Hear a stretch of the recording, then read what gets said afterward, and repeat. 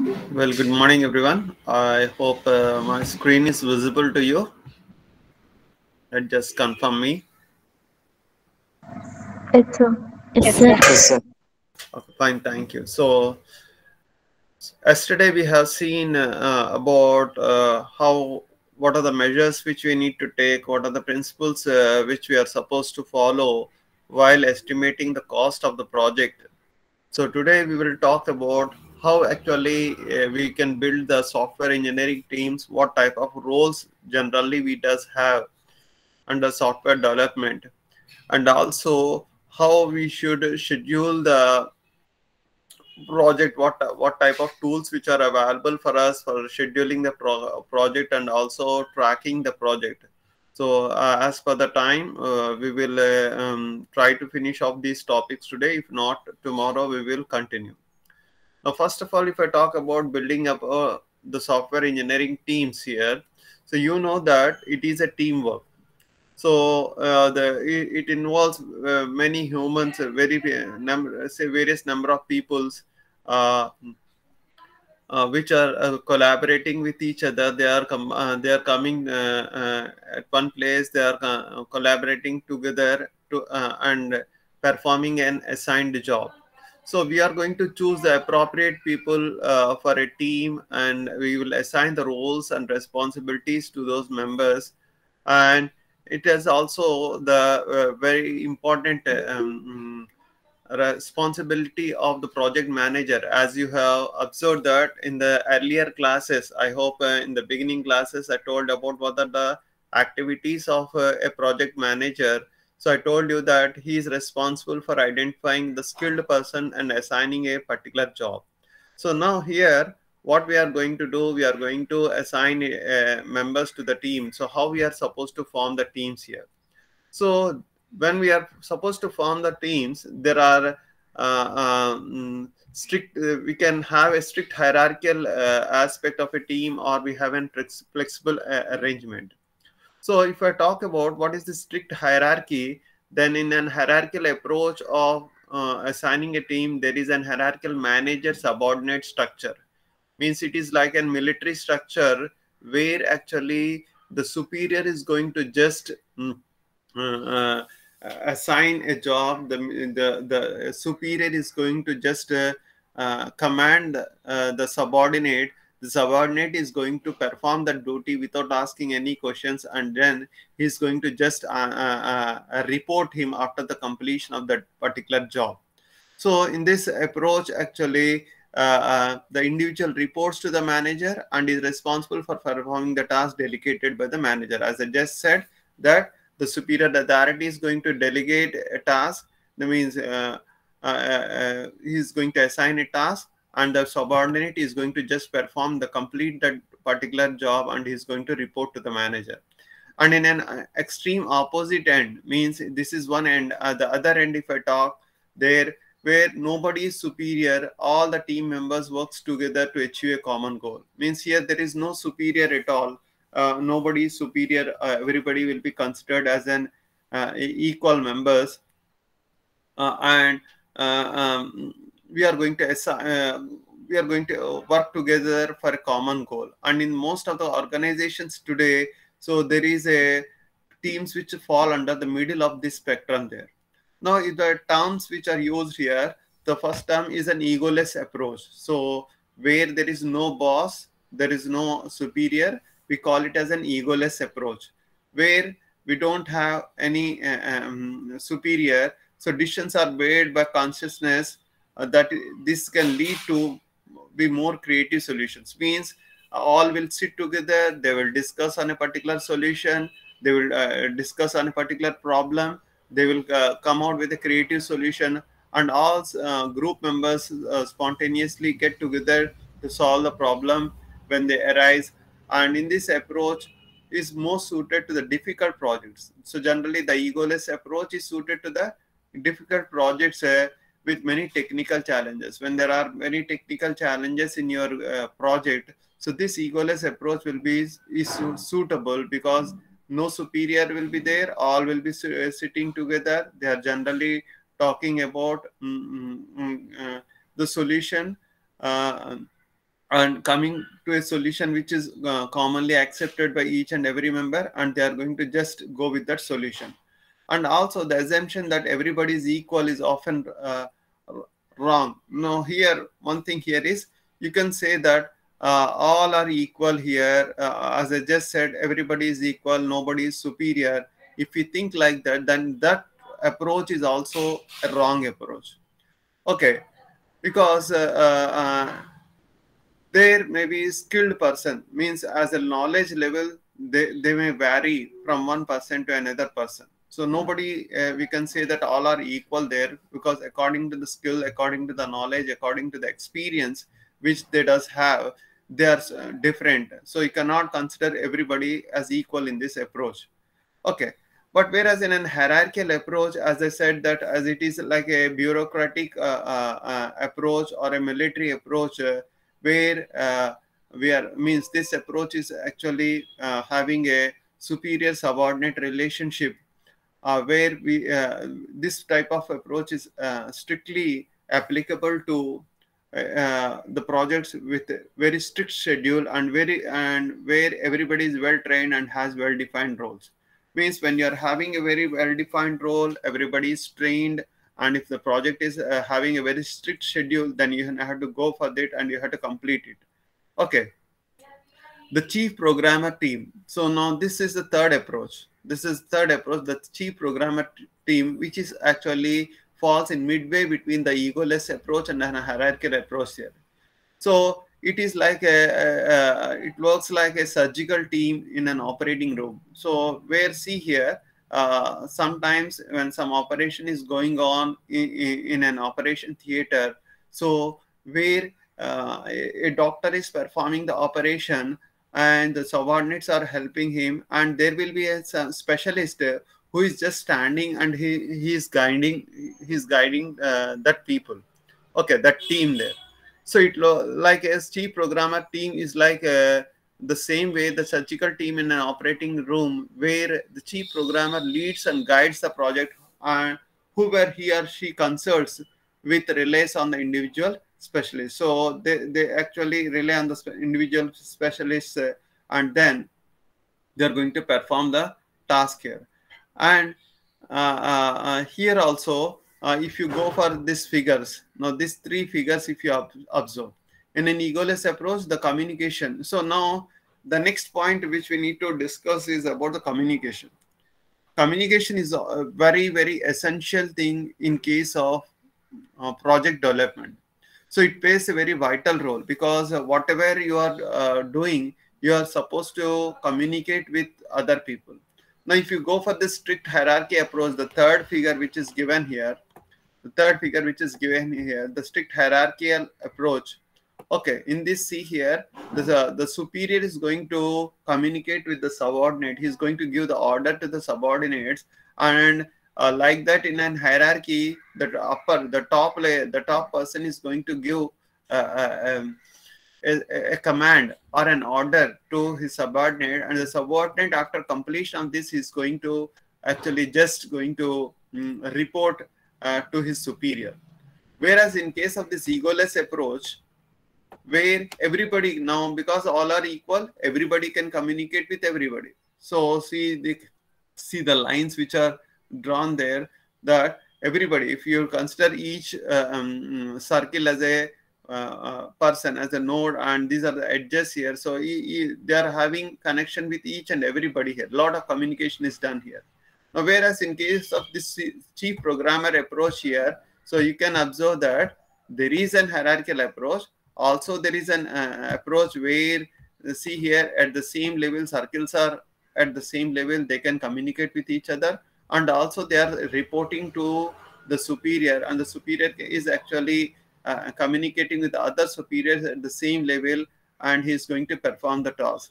So now here, the main channels of communication differ among the team structures. As I just said, that in an egoless approach, everybody communicates with everybody, and there is a lot of communication is done here, and the total number of potential communication channels will be n square minus n by 2. Means this here in this figure you have n square minus n by 2. So whereas in case of ideal hierarchical approach, where the communication is links are dramatically reduced to n minus 1, but the risk is run that important information will not be communicated. Okay, in reality, whatever the team structure you are formally adopted, people will tend to consult people with whom they do not have a formal relationship.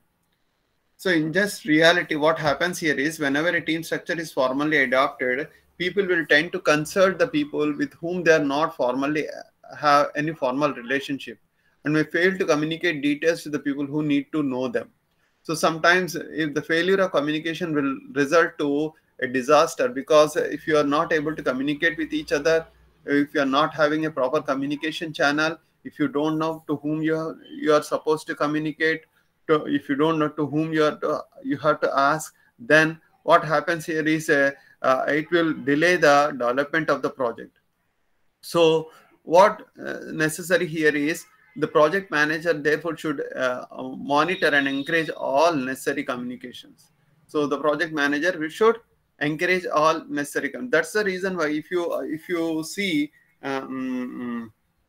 in the project developments, if you might have seen your sublinks when they are doing some work there, they will actually have their communication infrastructure where they will send the mails, they will receive the mails, they will have special chat boxes allotted by their company. So whatever they are doing, whatever the work is done, they will report to its subordinates. Also they will report it to the superiors by placing it in the CC or BC in the mail.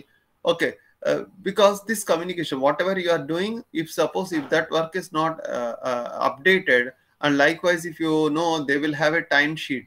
You might have heard about this particular term. You will have a timesheet for your what I can say for this software IT people.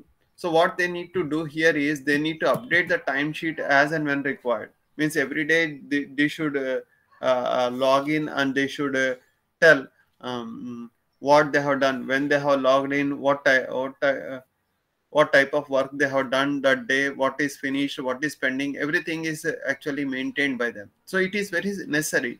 Okay, and that timesheet will be shared by the superiors, the project managers, the team leaders, so that they will know what work is done, what is pending, etc. Now the next point here is choosing an effective size for a team. So what will be the size of the team? Okay, so how much it should be the size there? So here when you're dividing the team into a size there, so never here for a given estimated development effort in persons to month is an optimal time series. Means how much yesterday we have seen, we have effort and also the elapsed time there. So the effort actually tell you the how many persons are required per a week or per month or per day, etc. Whatever the factor which you are taking. So here the development effort is a person's months. That is an optimal team size. Now when you are seeing that, see here that if there is if you are identifying person months effort there, doubling it in IT field wasn't doesn't complete the work in half of the time. Okay, remember this is very crucial point which you need to identify. What I'm supposed to say that, for example, if you require some 6 persons to complete the project for 1 month, so making 12 persons, bringing 12 persons and asking them to finish the work in 15 days, it may not work well, because you will be allotted with a module and you are supposed to develop the code for that. So somebody is coming and writing half module, you are doing another half module. Okay, then it doesn't work there. It doesn't work there. So so that's the reason why when you make subsystems, when they are complex systems, what you are doing, you are just dividing it into a complex system is divided into several number of subsystems. Then what you are doing, then you are allocate that subsystem. You need to identify for each subsystems how many people are required. So making subsystems and tool are too small tends to make the development more complex. Means if you are making subsystems that hence the teams, if the team is too large or too small, what happens here, it will become more and more common, lead to designs that have more coupling, higher coupling. Higher coupling means dependency on one another. We will talk about coupling later on once we finish this topic today or tomorrow. Okay, because in designing we will talk in detail about what is coupling, what is cohesion.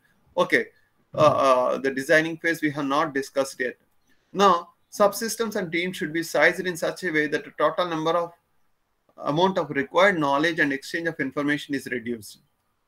Means exchange of information is reduced and the total number of amount of knowledge required should be minimum. Means each team needs to understand only the overall software architecture, the details of its own subsystem plus the interfaces related to the subsystems. What does it mean here?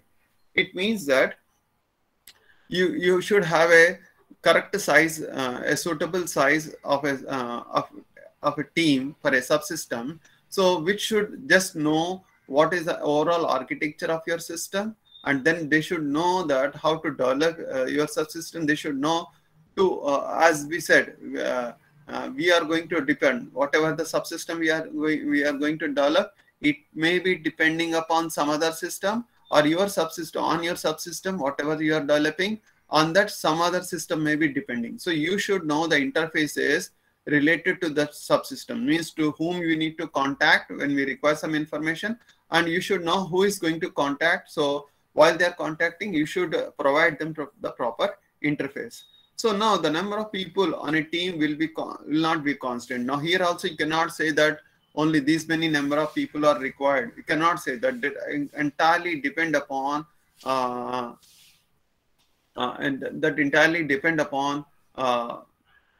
the project here. Now see here, initially few people are involved in some project. So before going further explanation, I will tell you one thing here. So when you're building up when you're constructing a house, see, what happens here is in the house constructions, when you're digging pits for pillars, so very few members will come. Not many people is going to come.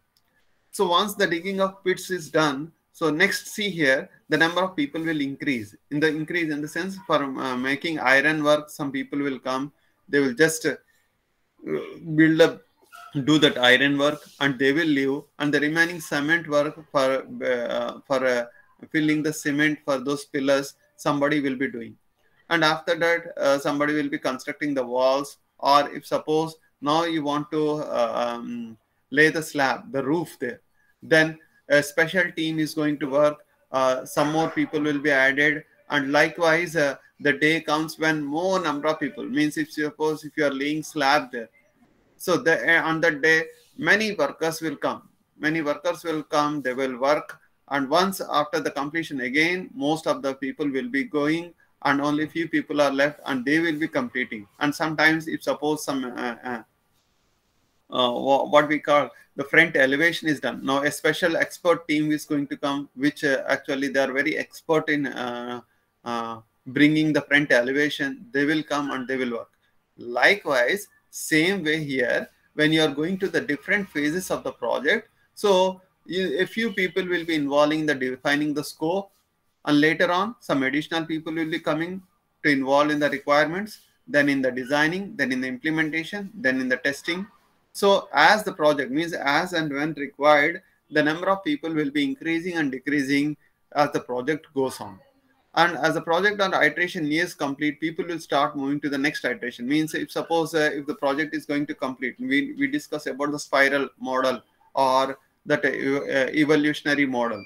Okay, so what we discussed there, as the project is going to complete, as one spiral is going to complete, very few people will be leaving, and other people will be thinking about the next spiral. They are going to thinking about the next iteration here. So here likewise the people will be coming and going, and we cannot fix the size of the team. Okay, we cannot fix actually the size of the team then. Okay, next point, it is important to remember that if your team has an appropriate number of people to start with, then you cannot generally add people if you get behind the schedule. Okay, in the hope of catching up. In the sense, what does it say that if you are behind the schedule, You cannot add the people in case of software projects there. Simply bringing some new people and adding them will not make the work faster. So it will again make slower only, because adding people to the late project makes it even later. See here. So there is a Mythical Man Moth book. Okay. Mythical Man Moth book written by Fred Brooks. So he says that adding people to a late project makes it even later. Okay, because new people, when they are coming, they should understand how much work has been done. Okay, how much work has been done, from where they have to start. Okay, it's not so easy. So it's not so easy like a civil work. So some wall is constructed to some height. So if somebody new people are coming, so they know the height of the wall, simply they can start constructing. So but in case of software engineering, it doesn't work like that, because they should come, they should understand what is the project, how much is done, what type of code it is written, what is the design, how many modules have been completed, how many classes have been defined, so how the interaction is done, how the interface is designed, all this, if the people trying to understand, even it makes even slower there. And now uh, um, I furthermore mentioned, if the team was the right size to start, adding more people may well be making it too big and inefficient. If suppose some right size of people are there, simply adding more people will be also inefficient, and it is making a more bigger there. Now, what is the skills needed to a team? What are the skills which are needed to a team then? Now, no, whatever the team is organized, people are often assigned to a specific role. Now generally what happens is, when you people will be called as a software engineer, right? Okay, so you can simply say on a generic term, you can say that I am a software engineer, but what role you may be performing, that may be different. So sometimes you may be an architect, you may be a project manager, you may be an UI specialist, you may be configuration specialist, you may be tester, okay, you may be code builder, etc. But overall, you will be called as a software engineer. So sometimes you may be performing more than one role. You may be tester as well as you may be a coder. So both things you may be doing. You may be an architect, or you may be an user interface specialist. So the person may be same, the individual may be same, but he may be performing different roles there. But here, some of the roles, common roles which are found in the development teams have been explained, have been discussed. So let us discuss them one by one. Now, first is the architect, the person who is responsible for leading the decision making about the architecture of the system and maintain the architecture model, the overall architecture of the system. Okay, so what architecture is followed, how everything is designed, so what are the design decisions. So he's the key person here, the architecture. Also, you can say the architect. You can simply call yourself as I'm an architect. So what you do? I design the software project there. Now, then again, you have a project manager. So here, he is responsible for doing the management task. So earlier we have discussed that the 15 to 16 points we have discussed there, what the project manager is going to do.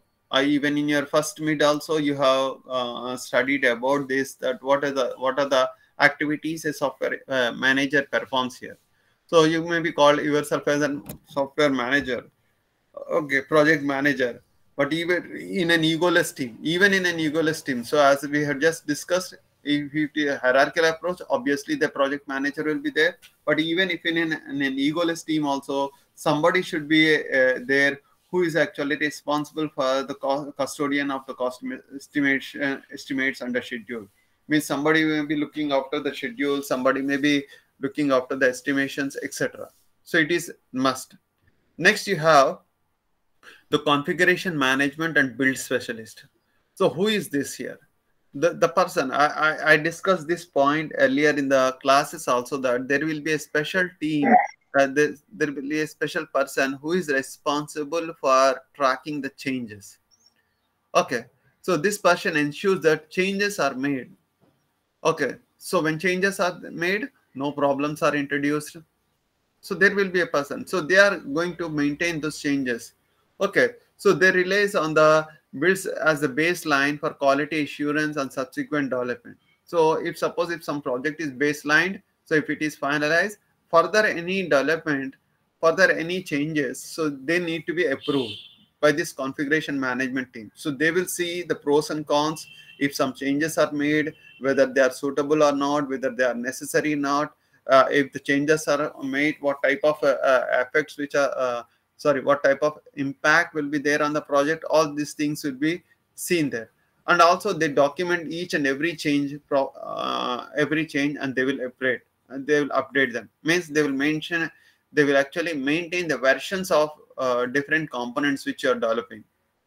Okay, many versions. See, we can even today on the net we can observe some version 1, version 2, version 1.1, version 1.2. All these things have been observed there. Who is maintaining all this? This configuration management and build specialist. And the next is the UI specialist, the user interface specialist. As we had discussed earlier, the user interface specialist, they are also having a very vital role, because the users are going to interact with the interface. Okay, your system should interact with the users. So this person is particularly responsible for making the usability, because you know that usability means making your system easy to use. Okay, and it is kept in the forefront of the design process. So he is going to design your user interface. Then you have a technology specialist who is very specialized, who is expertise in a particular technology such as databases, networking, operating system, etc. Okay, so he is very sound, who has a very sound knowledge of this technology. Then you have the hardware specialist and the third-party software specialist. So if you are using some third-party software, or if you are using a particular type of hardware, so this person makes sure the development team has an appropriate type of hardware and third-party software on which the develop and test the software here. This person will install and perform acceptance testing on any usable components the team plans to use. As we have acceptance testing, we discussed earlier while testing. So you're going to install your software, the developed software in the client area, and you will run that software there. You will see whether they are comfortable with that or whether they are going to accept that software or not. So everything is done by this hardware and third-party software specialist. Then you have another role which is performed is the user documentation specialist. This user documentation specialist, this is the one who has a technical writing background. So as I said earlier, that writing manuals, documentation is also very important, because what you are doing, what work is done, what work you are doing. So this is also must be maintained. This must also be maintained, even providing the online help or developing the manuals which states how to use your software. So this documentation specialist, the user documentation specialist, will document each and everything. He's going to write each and everything there. And tester, as we had discussed before holidays, that he performed the independent testing. So the development group may have a person who is responsible for the first stage of testing. So here, before going for the testing, proper tester, even the people are going to test whether your project, whatever you are developing is, whatever you have developed is working right or not. So within any development team, the same individual, as I said, you may be performing 2 or more roles there, and it is responsible that there be at least 2 people capable of performing each role. Now, what is the suggestion which is given here? That if any role is there, there should be 2 people performing the same role. Why? Because if somebody leaves or is sick, the project is not paralyzed. Okay, means if I am performing a particular role, there should be a backup also. Why we need to have a backup? Why we need to have another person? If one person is not fine, is not he's actually what I can say, that he is not feeling well, the other people may take up. Otherwise, also, if suppose suddenly one person leaves, another problem. Another problem here is if one person left the job. Now that entire thing should not be stopped. Somebody else should be there who is going to take up that job and need to continue. Okay. Now the project manager can either select the people with the appropriate background and ensure that people obtain appropriate training. Now here when we are performing a particular role, so whatever may be the type of role, the project manager should make sure that appropriate people have been selected. They need to have a proper background, and if they require some training, suppose if they require some training, the training also needs to be provided. The training needs to be provided by the project manager, and the project manager actually should make sure that all team members continue to augment their education in software engineering. Means you need to be up to date regarding the skills. You need to study continuously. You need to be up to date to your skills, as well as in the general skills such as leadership, technical writing, and running meetings. So you should know how to run the meetings. You should know the technical writing also. You should get approved, and also you should develop your leadership qualities. Okay. That's about building up the teams. The next topic which we are supposed to discuss is about the project scheduling and tracking. Project scheduling. So scheduling the project is also very important. So it is the process of deciding what are the sequence of activities will be performed, as well as when they should start and when they should be completed. The scheduling says what are the sequence of activities will be performed. Means what activity, which activity is done first, which activity is done next. So what is first, what is next, like that you need to take into consider. You should plan, and also when you should start a particular activity, when you should end a particular activity. So which activities will be run sequentially, which activities will be running parallelly. Okay, all these things will be defined in this scheduling. And tracking is the process of determining how well you are sticking to the cost estimate and the schedule. Means here tracking is seen how well you are sticking to your cost estimation and also to your schedule. Are you sticking to your schedule or not? So you are going to track, and you are going to see whether you are sticking to your schedule or not. So the project manager is going to monitor all these things here. Now here two types of diagrams are particularly important in scheduling. One is a PET charts and Gantt chart. So program evaluation and review techniques. PET in the sense program evaluation and review techniques. So these are the charts. The Gantt charts are being used for scheduling, and end value charts are being useful for tracking. So end values charts are useful for tracking. So if I talk about the PET chart, a PET chart shows the sequence in which the task must be completed.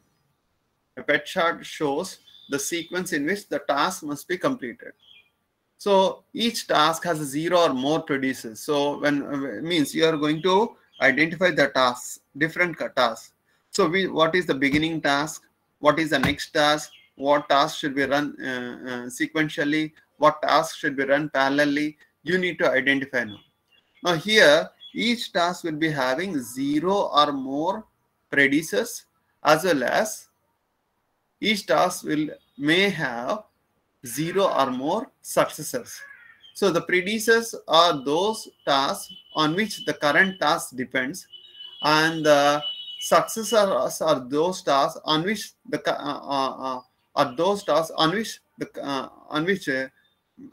those tasks are depending on the current task. I hope you understood this point. Again, I repeat that if you are taking a task, it may have 0 or more predecessors, and it may have 0 or more successors. Predecessors in the sense, so if you are taking a current task, so this task is depending upon some other tasks. So after the completion of those tasks only, it is going to continue. Or it may be 0. There may be no task, or there may be 0 or more tasks on which it is depending. So On this current task, some other tasks may be depending. So those tasks are called as successors, and they may be 0 or more. So the whole diagram here forms a graph which nodes are tasks and whose arcs are dependencies. Whose arcs are dependencies. So if you know, see here this diagram. This diagram is actually a pet chart.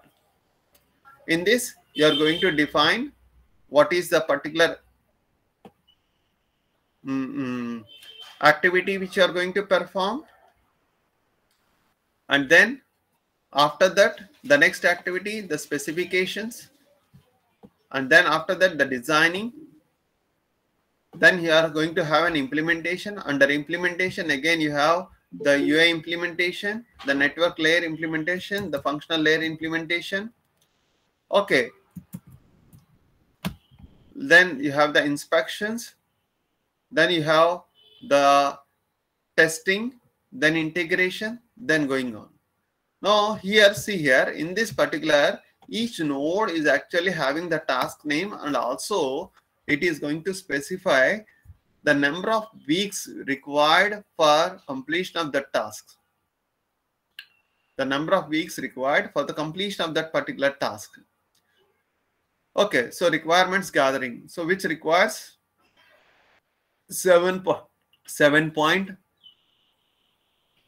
weeks, 7.5 weeks it requires. Under this, you have the specifications and prototyping which are being shared. Okay. So this 3 p.m. is actually specifying 3 persons per month. It requires 3 persons per month, 1.5 persons per month. Means the particular node is specifying what activity or what task you are supposed to perform, how much time it is going to take, and how much manpower, how much effort you require. And likewise for remaining also, so which are done parallelly, sequentially. Now this connection is actually specifies which task is performed after which task. And there is a solid line, if you might have observed, it is actually called as a critical path. It is actually called as a critical path. So this critical path actually will specify, indicates the minimum time in which the possible to complete the project. The critical path indicates what is the minimum possible time which is required to complete the project. So in each node, you are typically showed the elapsed time and effort estimates. As we had just discussed, you have the elapsed time and the estimates also. And also you can show what you can show. You can show the optimistic, likely, and pessimistic estimates. Yesterday we discussed these 3 points. What is an optimistic estimate? Okay, likely estimate and the pessimistic estimate. So these things also can be can be specified in case of the spread charts. Okay, now it computes the searching for the path through what is the critical path. As I said, it is a minimum time in which the possible to complete the particular project, and it is computed by searching for the path through the chart that has the greatest cumulative elapsed time and no ideal time. What is the greatest cumulative elapsed time? Greatest cumulative elapsed time is 7.5 weeks to plus 2.5, then 8 weeks, then you have 8 weeks, then 0.5 weeks, then 3.5. Out of all, what is the greatest I am taking? So this is the greatest time. Some are taking parallelly, means if they are at a same level, the meaning of that is you are performing those tasks parallelly. Okay. So what is the greatest time? Elapsed time, cumulative elapsed time. So you are adding all this time and you are checking whether what is the greatest time it is going to take. And if any task on the critical path is delayed, then the completion of date of the project will be delayed. Means anything is delayed on the critical path, the meaning of that is the project is going to be delayed. Okay. And now here, as we have discussed, some tasks are broken into subtasks. Each task is shown both the expected elapsed time in weeks as well as the person per month. Okay. Then you have the Gantt charts. Okay, so Gantt charts, and also next you have the end value charts. These two things I will discuss in the next class. Okay, next class I will discuss that tomorrow, and I will